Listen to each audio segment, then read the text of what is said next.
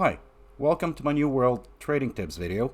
Today I'm going to show you 5 tips that I use on a regular basis to make a lot of coin on the trading post. As you can see, I have 111,000 coin, 2 T4 houses, and I'm level 58 on my way to 59, so none of those coin were made doing endgame content. So that was mainly using the market. Before we get into those tips, as you probably noticed, New World Trading Post is not very user-friendly. It has many flaws. The way I see it is most of the people are not going to take the time and effort to be efficient at it. So if you do, there's so many opportunity because there's market that are wide open. You can literally make people work for you. So this is not the last video on the trading post. I'm gonna have more coming. So subscribe if you want to be notified as soon as it comes out. I won't get that much into specific market. This is gonna be on the next video. Tips number 1, know the pace of the market you're in. So different market are gonna have different pace, different speed, how busy those market are. What's the total quantity that's being sold every day, and how often people sell stuff, buy stuff, undercut you. So this is gonna affect a lot of things. It's gonna affect, depending on how often you play. Someone that plays every day might be in a faster market. Someone that plays every 2-3 days might get on a slower market. Someone that only has time to play once a week might get in an even slower market where the margin are higher, but it's less quantity and less people to undercut you. So it's very important you choose the pace of the market for how often you play, and that you pick the right time for the taxes. Are you going to put it there for 1 day, 3 days, 7 days? I'd say even for the fastest market, bought some wood or rock, or if you haven't sold it within 20 minutes,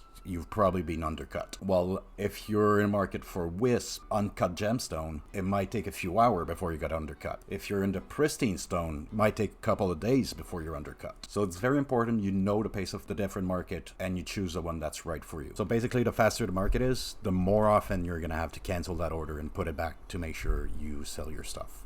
Tips number 2.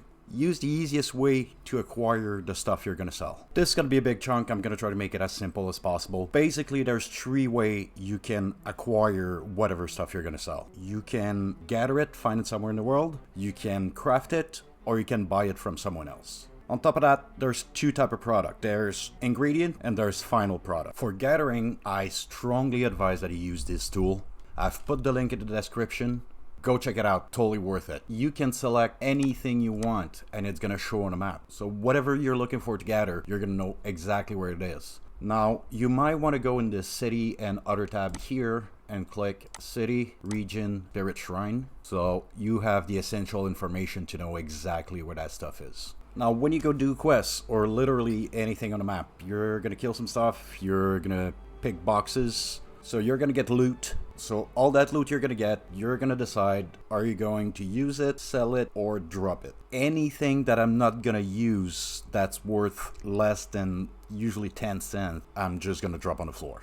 Completely useless. All the equipment, in my opinion, if it's not tier 4 blue stuff, salvage it all. It's just not worth the slot it's gonna take to try to sell it on the market. It's just not valuable enough. Tips number 3, using or selling ingredient. The ingredient that you gather or buy, you could sell them as is, or you could use them to craft whatever they're used for, either to craft another ingredient or a final product, and sell that final product if you have the proper skill for the crafting and it's more valuable to do it. So to give you an idea, let's say you've got some eggs, which are pretty valuable. They're selling for $15 each. So you could sell as is. But if you have the proper cooking skill, you could use that egg and 1 floor that's worth 30 cents. And for $15.30, you can make a pasta that's worth $10 more than the eggs. You'd much better use the eggs to make pasta than sell it as it is. And then it goes on, because that pasta is still an ingredient for something else that's even more valuable. Depending what that is and what's the ingredient required, is it worth it to purchase this ingredient to craft that next thing, or it's not for the price difference. Tips number 4, flipping the market. Flipping the market is very simple, and it's not. The most simple way I can explain it is buy low, sell high. But where it gets more complicated is you have to test a lot of different market before you know the pace and you know, am I gonna get stuck with stuff that, yeah, it seems like there's a good margin, but nobody buys that stuff. It's really about knowing which market have a good margin and sell a decent enough quantity depending on how often you're playing. Okay, let's check this carrot here. I could put a buy order for 32 cents, want a higher than 31. Let's say I buy 500 of them for one day. Then it's gonna cost me that much. If someone was to sell me all those 500 and the price would stay the exact same, I could sell it back, but a lot of people, they're gonna see, oh, 60 cents, I'm gonna put it at 59. But there's only one here for sell. As soon as that one sell, you go back to the next one, which is 75. So I'd much better put those 500 at 74. As soon as that one sell, then I'm the next one in line.